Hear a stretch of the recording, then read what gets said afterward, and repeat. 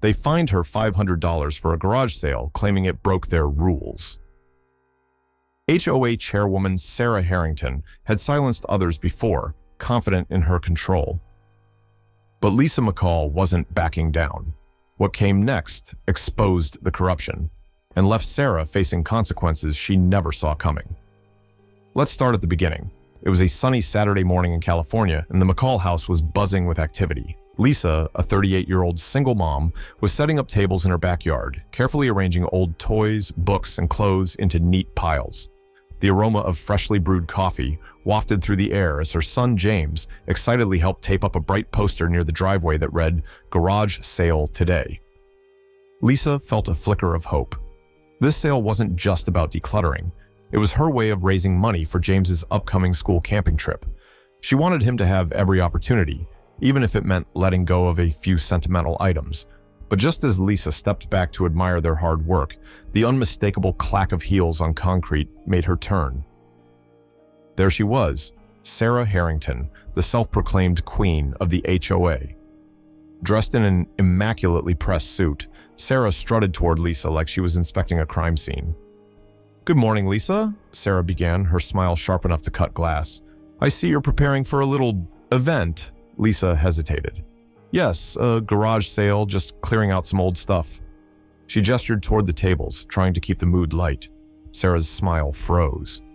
"You're aware, I assume, that garage sales are prohibited in this neighborhood?" Lisa blinked, confused. "Prohibited? This is my property. How can a simple sale be against the rules?"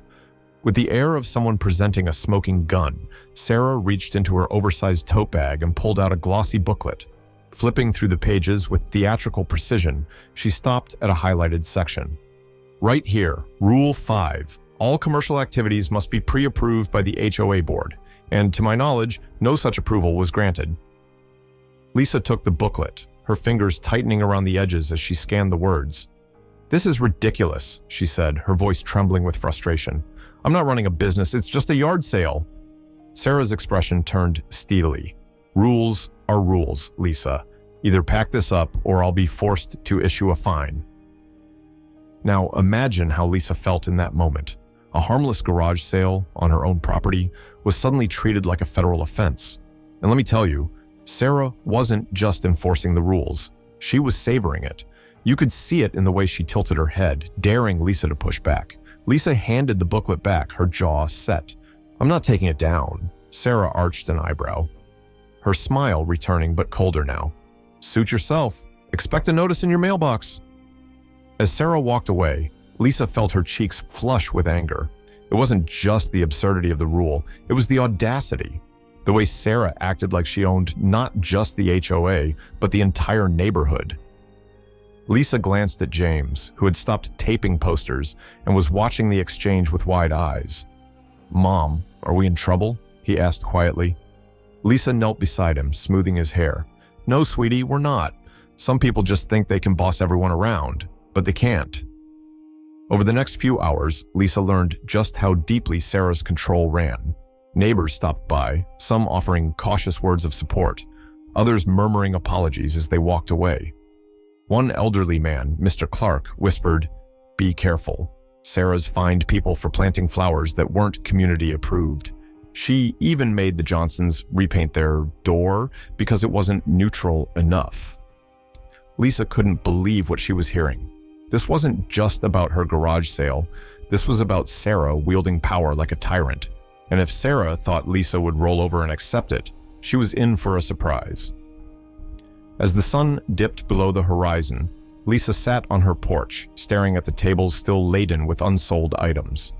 She knew she couldn't let this slide, not for herself, and certainly not for James. This was her home, her land, her life, and she was ready to fight for it. The next morning, Lisa stepped out to grab the mail, trying to shake off the frustration from her encounter with Sarah. As she opened the mailbox, her heart sank. Among the usual bills and flyers was an envelope bearing the HOA logo. She tore it open and read, "Notice of violation. Fine. $500. Immediate action required." Her grip tightened on the letter. A $500 fine for a garage sale? It felt absurd, almost laughable, but Lisa couldn't find the humor in it. This wasn't just a warning, it was an attempt to shut her down. She crumpled the paper in her hand and glanced around. Across the street, Mrs. Delaney, who usually waved with a friendly smile, quickly turned back to her garden. A couple walking their dog avoided eye contact entirely. The shift in the neighborhood was palpable, like an invisible wall rising between her and everyone else. Back inside, James looked up from his cereal. "Mom, why is everyone acting weird?" he asked, his tone quiet. Lisa knelt beside him, forcing a reassuring smile. "Some people don't like it when others stand up for themselves, but don't worry, we're not doing anything wrong." Her resolve solidified. She wouldn't let a fine or Sarah intimidate her. The sale would continue. By the third day, Lisa's persistence brought an even bigger challenge. Late that morning, as a few customers browsed through her tables, a patrol car pulled up to the curb. Lisa's stomach tightened as two officers stepped out, their expressions neutral. "Good morning, ma'am," one said, glancing at the tables. "We received a complaint about an unauthorized event." Lisa took a steadying breath. "It's not an event. It's a garage sale on my property." The officer nodded. "We understand, but the HOA filed a report. This is just a warning, but you may want to resolve this with them directly to avoid further issues." Lisa watched as the officers left, their polite tone doing little to ease the frustration building inside her. A few customers quickly wrapped up their browsing and left, clearly uncomfortable with the scene. Lisa felt the isolation grow thicker, but it only fueled her determination. That evening, Lisa's phone buzzed with a forwarded email. It was from Sarah, sent to the entire HOA. The subject line read, "Community alert, unauthorized activity." The email painted Lisa as a disruptive troublemaker and warned neighbors not to support her. Lisa stared at the screen, anger bubbling inside her. Sarah wasn't just enforcing rules, she was trying to ostracize her. The next day, even fewer neighbors came by. Whispers grew louder, and the once friendly smiles disappeared. But Lisa refused to give in. That evening, as the sun dipped low, James sat beside her on the porch. "Mom, are we going to stop the sale?" he asked, his voice small but hopeful. Lisa wrapped an arm around him. "No, sweetheart. Sometimes doing what's right means standing up even when it's hard." As night fell, Lisa felt a new wave of determination. Sarah could throw all the rules, fines, and emails she wanted. Lisa wasn't backing down. Lisa sat at her kitchen table, the crumpled HOA notice beside her, staring out the window as James played in the yard. The weight of isolation pressed heavily on her shoulders. Just days ago, this neighborhood felt like home. Now, every glance from a neighbor felt like a judgment, every silence like a wall closing in. She couldn't let Sarah win, but how could she fight back when the deck seemed so stacked against her? The answer came in the form of her cousin Tom. A journalist for the local paper, Tom had always been the kind of person who loved uncovering the truth. When Lisa told him everything, Sarah's threats, the $500 fine, and the smear campaign, his eyes lit up with determination. "Lisa, this isn't just about you. This is about all the homeowners Sarah has bullied. Let me write your story." At first, Lisa hesitated. The idea of her personal struggle splashed across the front page made her uneasy, but Tom's confidence was contagious. "People need to know what's happening," he urged. "Sarah's not just enforcing rules. She's abusing her power. You're not alone in this." A few days later, Lisa sat across from Tom at his office, nervously recounting every detail. Tom's pen flew across his notebook as he asked questions, his focus unshakable.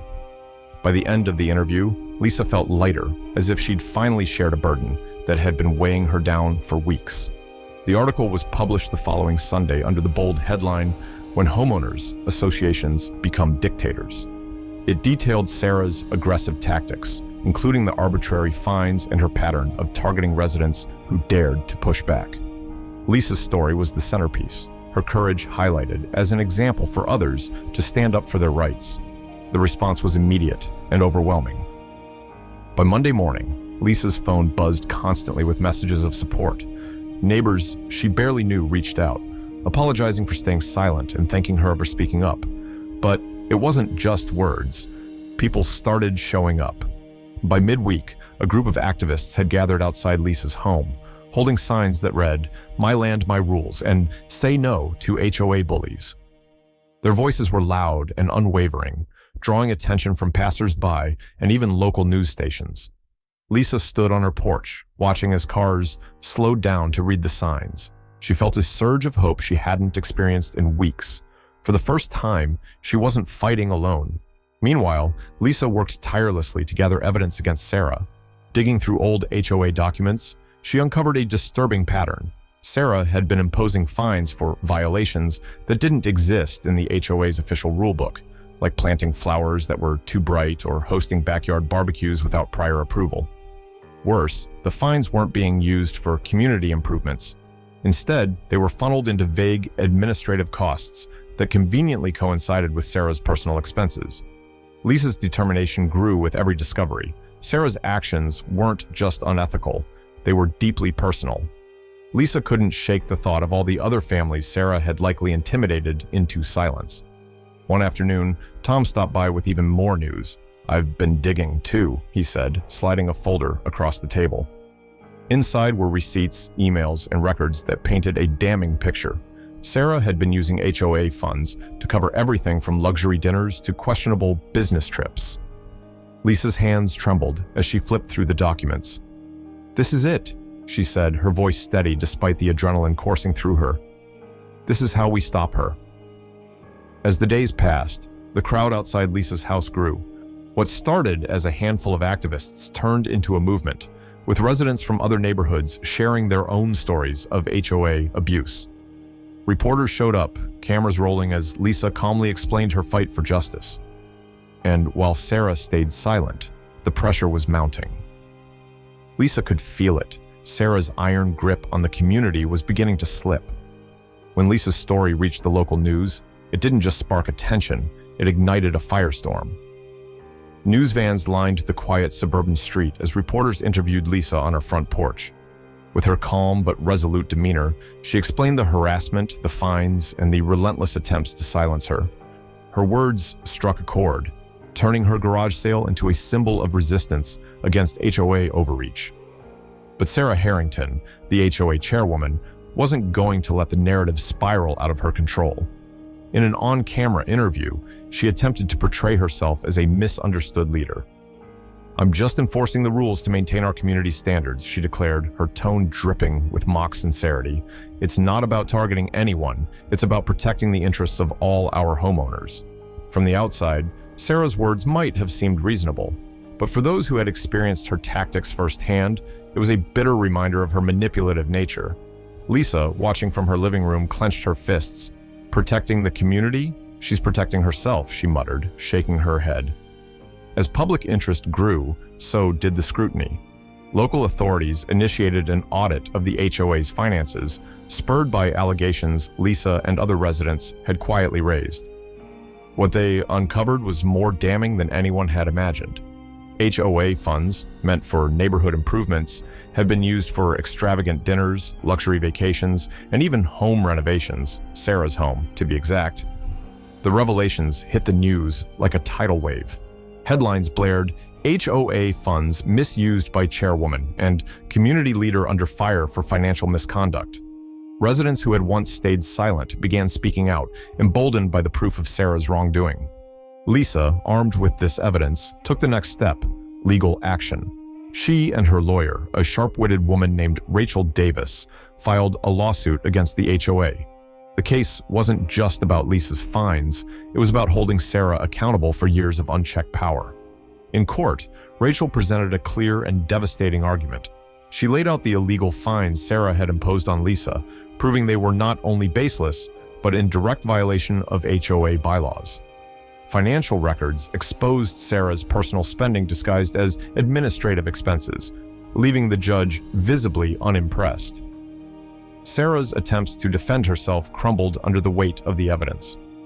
Her claims of acting in the community's best interest were contradicted by emails and receipts showing her true priorities. As Rachel delivered her closing argument, she left no room for doubt. Sarah had abused her position, and it was time for justice. The verdict was swift and decisive. The court ruled in Lisa's favor, ordering the following. 1. All fines imposed on Lisa were declared null and void. 2. Sarah was required to pay Lisa compensation for emotional distress and legal fees. 3. The HOA was mandated to revise its bylaws and to include safeguards against future abuses of power. But the most satisfying moment came when Sarah, unable to withstand the mounting pressure, announced her resignation. In a final blow to her reign, the remaining HOA members voted unanimously to replace her with a new chairperson who promised transparency and fairness. As Lisa walked out of the courthouse, a wave of relief washed over her. She had done it, not just for herself, but for every neighbor who had ever felt powerless against the HOA. The crowd of supporters outside erupted into cheers, their signs held high, "Justice for homeowners," and "Down with HOA tyranny." That evening, Lisa sat on her porch with James, watching the sunset. "Mom, does this mean it's over?" he asked, his eyes filled with hope. Lisa smiled, pulling him close. "It means we stood up for what's right, and we won." As the stars began to appear, Lisa knew one thing for certain. This was more than just a victory. It was a message to anyone who thought they could misuse their power, that even the smallest voices, when united, could roar the loudest. The sun shone brightly on Lisa's yard, as if the universe itself wanted to celebrate her victory. Tables were set up across the lawn, each covered with neatly arranged items for sale: books, toys, clothes, and even a few handmade crafts from her neighbors. But this wasn't just another garage sale. This was a statement, a celebration of resilience and community. Neighbors began arriving early, carrying trays of baked goods, folding chairs, and even a few extra tables to help expand the setup. The once quiet yard buzzed with laughter and conversation as people mingled, browsing items and catching up with one another. Children ran across the grass, their carefree giggles adding to the cheerful atmosphere. Lisa stood at the center of it all, her heart swelling with gratitude. This wasn't just her fight anymore. It was a moment the entire neighborhood had claimed as their own. Even neighbors who had once avoided her during the conflict were now stopping by to show their support. "You stood up for all of us," Mrs. Delaney said, pressing Lisa's hand warmly. "It's about time someone did." James darted across the yard, holding a sign he'd made himself. It read, "Garage Sale for Freedom." Lisa chuckled, watching him tape it to one of the tables. Her son had been through so much during this ordeal, but today he seemed lighter, freer, just like the rest of them. By midday, the yard was packed. People held signs with phrases like "Power to homeowners" and "No more HOA bullies." Someone had even set up a small speaker, playing upbeat music that kept the energy high. Lisa looked around, her chest tightening with emotion. This wasn't just a garage sale, it was a celebration of justice, a testament to what could be accomplished when people stood together. Lisa's cousin Tom, the journalist who had been instrumental in exposing Sarah's corruption, arrived with his notepad in hand. "Looks like the whole neighborhood showed up," he said with a grin. Lisa smiled. "This is more than I ever could have imagined. It's not just about selling things, it's about proving that we have a voice." As the day went on, more and more people shared stories of their own struggles with HOAs, thanking Lisa for her courage. A few mentioned how her story had inspired them to challenge unfair practices in their own neighborhoods. Lisa felt a warmth in her chest. What had started as a deeply personal battle had grown into something far bigger. By late afternoon, as the sun began to dip, Lisa took a moment to pause. She stood beside James, watching the crowd with a sense of pride and relief. "This is more than just a garage sale," she said, pulling him into a hug. "This is proof that we can fight for what's right and win." James looked up at her, his eyes wide with admiration. "You did it, Mom." "No," Lisa said with a soft smile, "we did it." In the weeks that followed, Lisa's story continued to ripple outward. Her victory was covered by national news outlets, sparking conversations about the power dynamics within HOAs and the importance of holding them accountable. Letters poured in from people across the country, sharing their own experiences and thanking Lisa for inspiring them to stand up for their rights. One day, Lisa received an email from a publisher. They wanted her to write a book about her journey, about the challenges, the triumphs, and the lessons learned along the way. Lisa hesitated at first, unsure if she could do it justice. But as she reflected on the journey she had taken, she realized how important it was to share her story. As for Sarah Harrington, She had vanished from the neighborhood, her reign of intimidation brought to an unceremonious end. But her absence was barely noticed. In her place, the HOA had elected a new chairperson, a kind, community-minded individual who promised transparency and fairness. The changes in the HOA's structure ensured that abuses like Sarah's would never happen again. And Lisa McCall? She became a symbol of resilience, a reminder that even in the face of overwhelming odds, one person's courage could make a difference. Her name was now synonymous with justice, and her story served as a beacon of hope for countless others. One evening, Lisa sat with James, watching the stars.